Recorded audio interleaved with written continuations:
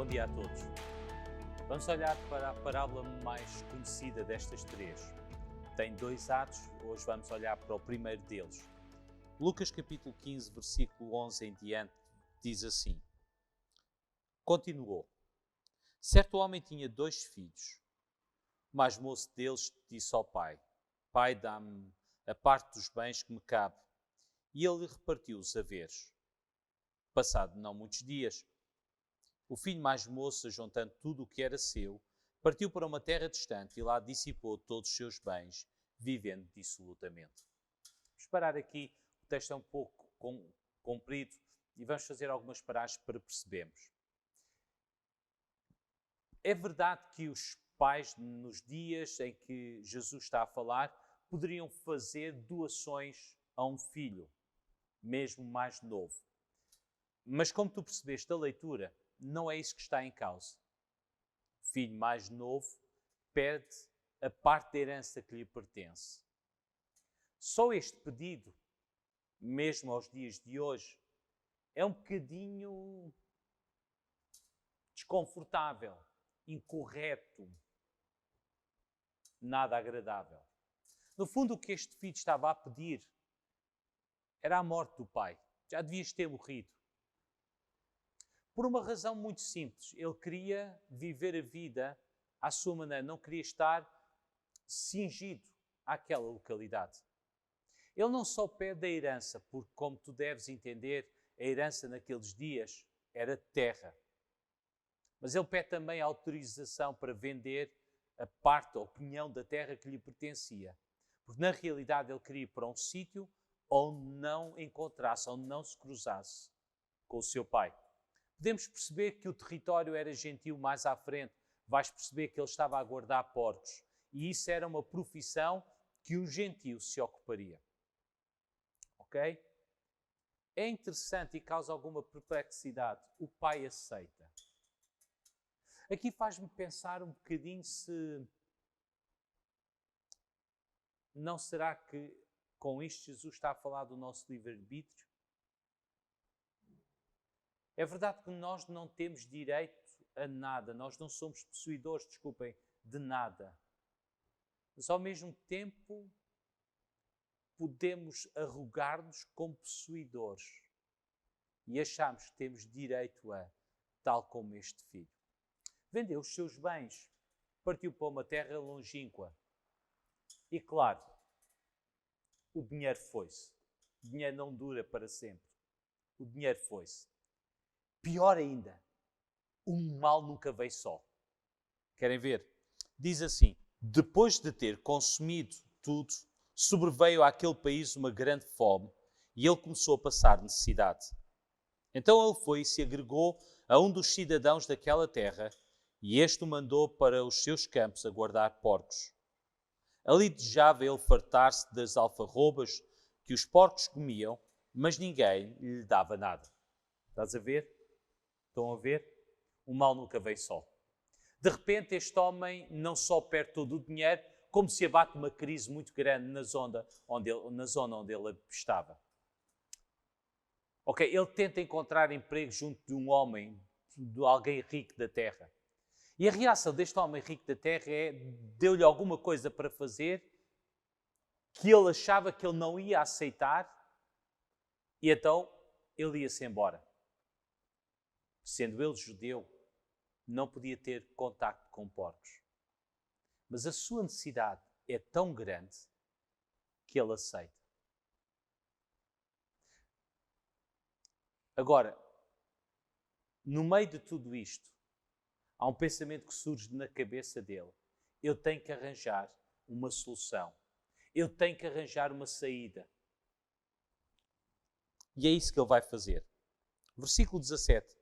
Então caindo em si disse, quantos trabalhadores do meu pai têm pão com fartura, e eu aqui morro de fome.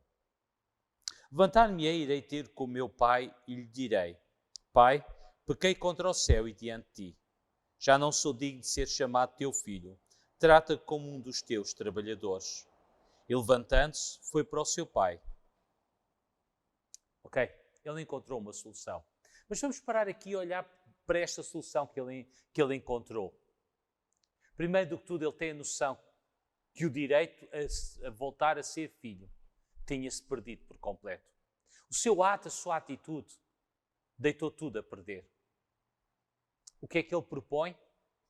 Propõe-se a ser um trabalhador, a lutar pelo posto de trabalho.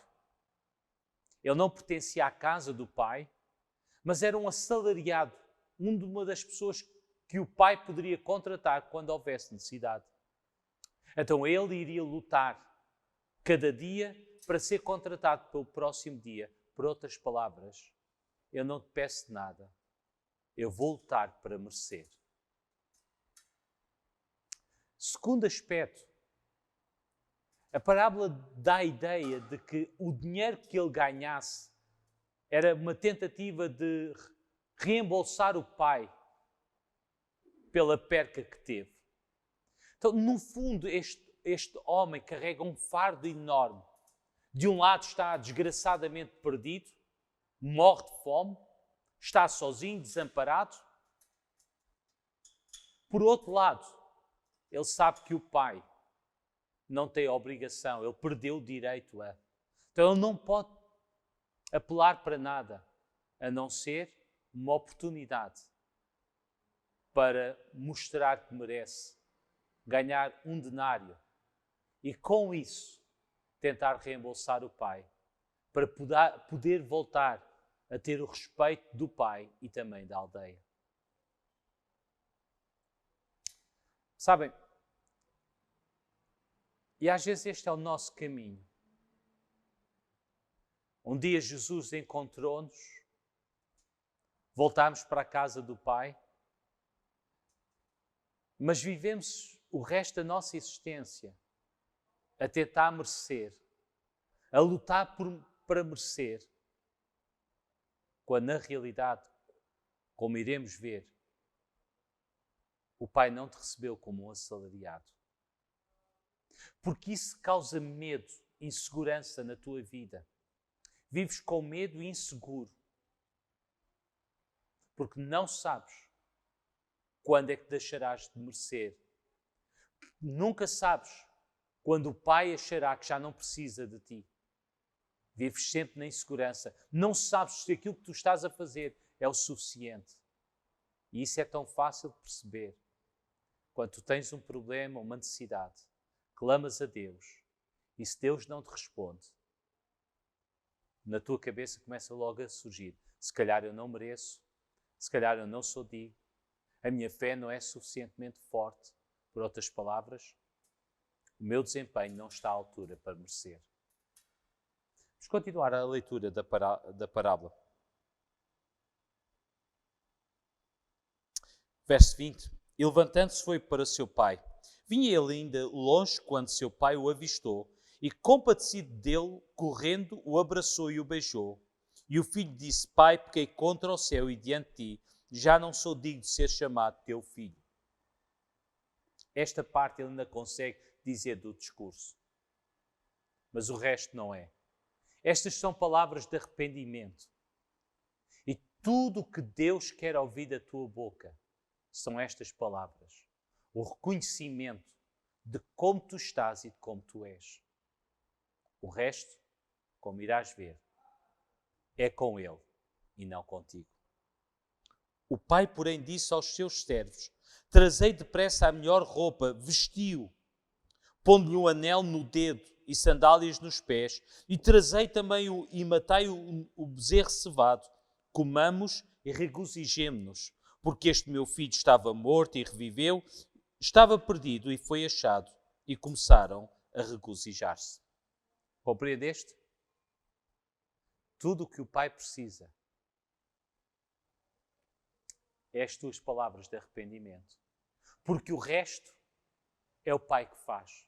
E todo aquele relato, os vestidos, o anel, as sandálias, dizem uma coisa. Ele disse à sociedade, à casa, que este homem que voltou, e voltou como um mendigo, podem imaginar como é que ele deve ter regressado. Este é meu filho. Ele rejeitou-me, mas eu não o rejeitei. Eu recebo como filho de pleno direito. É interessante porque a Bíblia diz que nós somos filhos adotivos. E ser filho adotivo é ser filho de pleno direito. Não somos naturais. Mas quando o Pai nos recebe como filhos, é com plenitude de direito. Foi isto que aconteceu neste homem. Mais ainda, o pai estava tão feliz porque este filho que ele tinha perdido voltou. E é a razão para fazer a maior festa de todos. É verdade que o seu irmão mais velho não vai ficar feliz, como iremos ver na próxima vez que estivermos juntos. Mas quero-te fazer uma pergunta. Qual o momento decisivo? O cair em si, quando estava lá com os porcos? O caminho? Ou será que o beijo do pai? Sim, foi o beijo do pai.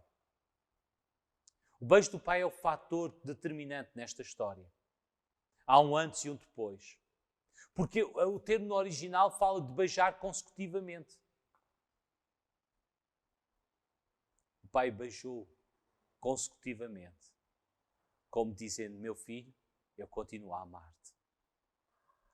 Quanto deve ter doído aquele beijo, mas quanta alegria produziu aquele beijo. Ter encontro com Jesus, por um lado, traz dor, porque confronta-nos com a nossa realidade, mas também traz uma alegria, uma felicidade, uma paz que as palavras não conseguem explicar. E isso nunca mais terá fim. Deixo-te um desafio. Vem a Jesus. Descobre este Deus maravilhoso. Que Deus te abençoe e um resto de um bom dia.